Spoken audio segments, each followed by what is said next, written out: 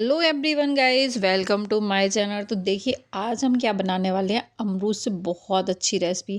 भाई मैंने जो ये रेसिपी बनाई मेरे बच्चों को और बड़ों को, मतलब बच्चे के पापा को भी बहुत पसंद आई और बहुत अच्छी लगती है ये रेसिपी। आप एक बार तो ज़रूर बना के देखिए, आपको ये रेसिपी इतनी पसंद आएगी कि आप हर बार इसको बनाओगे जब भी अमरूद का सीज़न आएगा।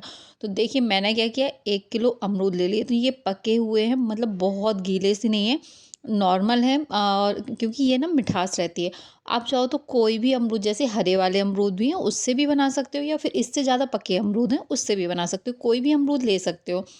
वो सिर्फ है इसके लिए कि वो मिठास, और उसकी मैं बताऊंगी कि क्या करना है। तो हमने 1 किलो अमरूद ले लिए, उनको धुल के और बस हमने ऐसे रफली इसको कट कर लेना है। तो हमने रफली कट कर लिया है और अब इसको करेंगे हम स्टीम। तो स्टीम करने के लिए मैंने एक कढ़ाई में थोड़ा सा पानी डाल दिया और ऊपर से जाली वाली ये छन्नी रख दी है। तो इस प्लेट में रखने के बाद जो भी हमारे अमरूद हैं सारे इसमें शिफ्ट कर दीजिए, जो हमने कट करके रखे हैं।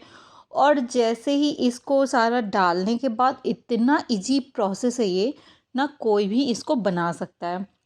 तो हमने क्या किया, इसको सारे अमरूद को इसमें सेट कर देना है। अब ये नहीं कि मतलब छन्नी छोटी है तो इसमें बन नहीं रहे, आप और भी इसमें ऐड कर सकते हो क्योंकि इसको हमें भाप में ही पकाना है। देखिए मैंने थोड़े से और ऐड किए थे, वो पूरे अमरूद इसमें सेट हो गए हैं। तो हमने 1 किलो अमरूद और इसको ढक के 10 मिनट के लिए मैंने इसमें भाप में पकने दिए हैं। 10 से 15 मिनट जैसे अमरूद होंगे उस हिसाब से, बस हमें चेक कैसे करना है कि ये अमरूद जैसे हम, ये देखिए मैं कर रही हूँ तो ये आराम से सॉफ्ट हो चुके हैं, कट रहे हैं, बस हमें इतना ही इसको नर्म करना था।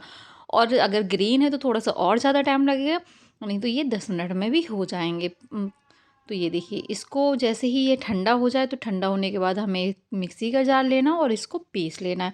कुछ भी ऐड नहीं करना है, बस पीसना है। पीसने के बाद एक छन्नी ले लीजिए, उसमें हम इसको छान लेंगे। तो ये छानना बहुत ईजी है क्योंकि जो पल्व इसका रहता है ना, पल्व अच्छे से इससे निकल जाता है पीसने के बाद, तो ये आसानी से हो जाता है। तो देखिए बहुत स्मूथ पेस्ट है, तो इसको आराम से इसको छान लीजिए। और ऐसे ही करके हम दूसरा स्लॉट भी पीस लेते हैं, जिससे कि आराम से फिर एक साथ छान के रख दें। तो अमरूद बहुत ज़्यादा थी, 1 किलो केजी से मैं 1 केजी से बनाया। आप अपने हिसाब से कम ज़्यादा से भी बना सकते हो, लेकिन आप एक बार ये रेसिपी ज़रूर बनाना। पसंद आए तो मुझे बताना, कमेंट्स में ज़रूर बताना। और अनलाइक भी कर सकते हो अगर आपको पसंद नहीं आया, लेकिन बनाने के बाद ही। देखिए अभी हम इसको क्या करेंगे, इसको छान लेंगे। तो देखिए छानने के लिए आराम से, ना हमने इसमें कुछ पानी डाला है ना कुछ भी ऐड किया है, बस उसी पेस्ट को हमें छानना है। छान हम इसलिए रहे जिससे जितने भी इसमें अमरूद में जो जितने भी सीड होंगे ना, वो हम इसको हटा देंगे।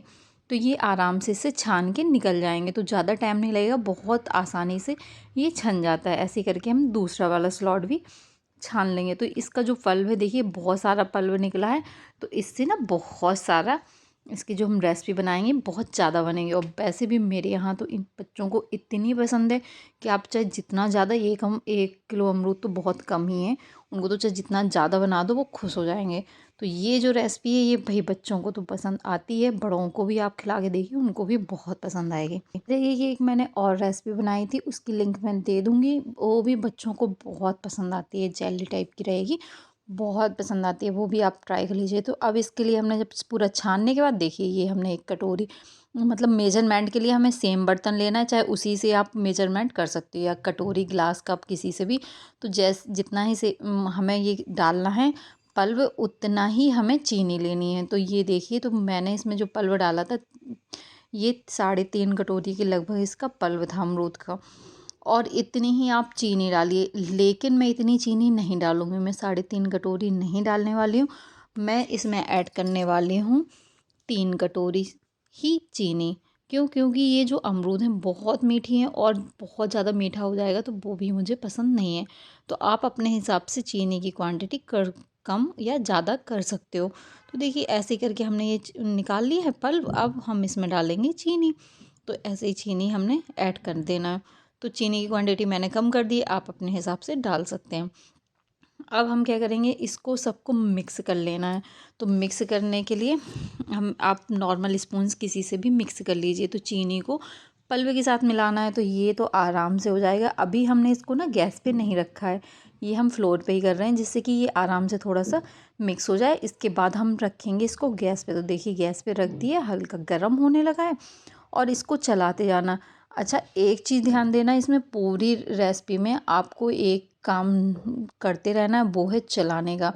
अगर आप चलाओगे नहीं बीच बीच में तो ये अच्छी नहीं बनेगी और चिपक जाएगी। और दूसरी बात ये क्या होती है, जब थोड़ा पकने लगती है तो ये फपकने लगती है, मतलब ऊपर की तरफ इसके छींटे पड़ने लगते हैं।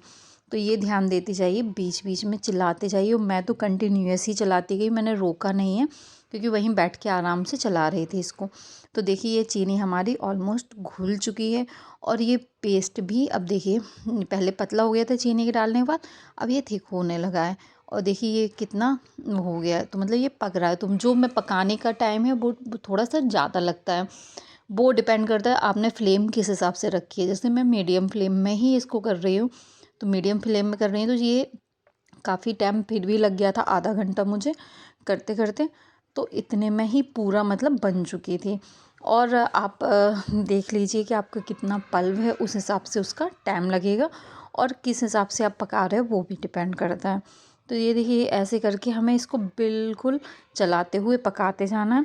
अब देखिए थिक हो गई है थोड़ी, तो अब मैं इसमें क्या किया, कलर डाल दिया। ये फूड कलर मैंने ग्रीन कलर का लिया है, पानी में मिक्स करके मैंने इसमें यूज किया। इससे क्या हो, कलर बहुत अच्छा आ जाएगा। आपको बिना कलर का बनाना है वो भी चल जाएगा, या फिर कोई और कलर ऐड करना चाहते तो वो भी। इससे क्या होगा, ग्रीन कलर आता है तो वो अच्छा लगता है। वो इसमें मैंने ना आधा नींबू डाला था, वो ना स्किप हो गया है। आधा नींबू का रस डाला था जिससे कि ये जो चीनी है वो दाने नहीं पड़ेंगी, और उसको ज़रूर डालिए। इसका वीडियो शायद स्किप हो गया है तो आप वो ज़रूर डालिए। अगर नींबू नहीं है तो थोड़ा सा विनेगर आप ऐड कर सकते हो, 1 चम्मच।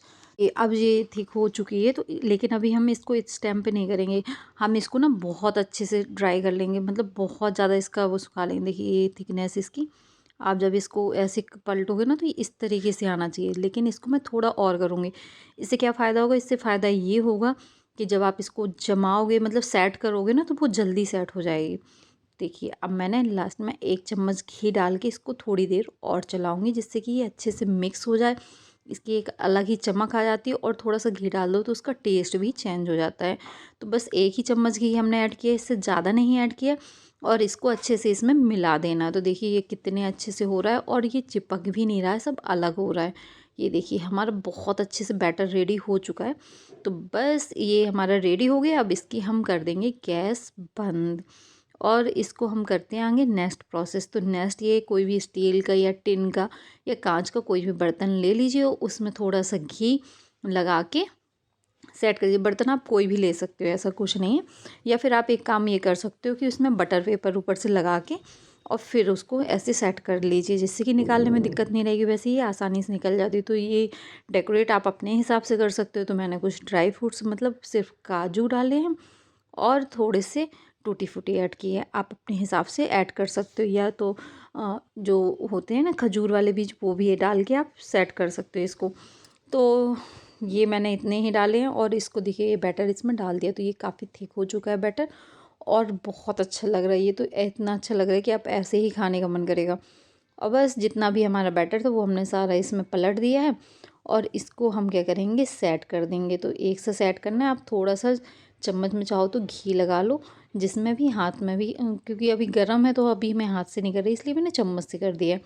और ये देखिए ये बिल्कुल हो चुका है। इसके ऊपर आप कोई भी चीज़ ऐड कर सकते हो, नहीं करना तो आप स्किप भी कर सकते हो। तो मैंने थोड़े से काजू ही ऐड किए, और इसको रख दीजिए आप 2-3 घंटे के लिए, या 2 घंटे में ही सेट हो जाएगा। और देखिए कितने अच्छे से सेट हो जाएगा।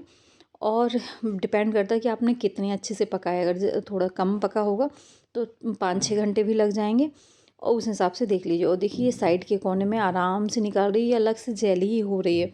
और इसको हम प्लेट में निकाल लेंगे। तो ये देखिए हमारा ये बन चुका है। चाहे इसको गुआवा केक कहिए, या गुआवा जेली कहिए, या गुआवा बर्फ़ी कहिए, मतलब आप कुछ भी इसका नाम दे सकते हो। और ये देखने में बहुत अच्छी लग रही है, और टेस्ट तो इसका और भी अच्छा है। तो आप इसको बना के ज़रूर देखिए, बहुत ईजी रेसिपी है, बहुत अच्छी लगती है।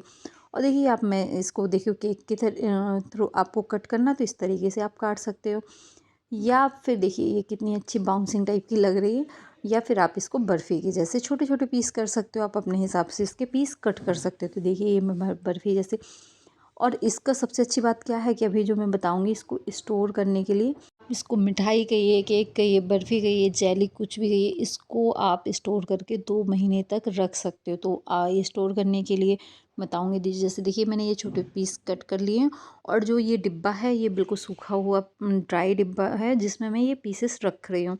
तो इसको हम अच्छे से सेट करके और जितने भी पीस आपको रखना है और उस हिसाब से सेट कर दीजिए और इसका ढक्कन बंद करके फ्रिज में आप 2 महीने तक रख सकते हो।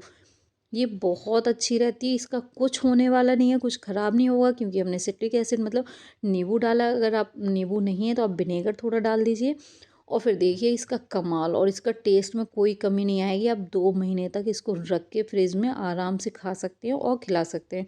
तो देखिए ये हमारी रेसिपी बन चुकी है, तो आप इसको ज़रूर ट्राई कीजिए। ट्राई करने के बताइए कमेंट्स में कैसी लगी आपको ये रेसिपी। तो thank you for watching, next video मिलते हैं।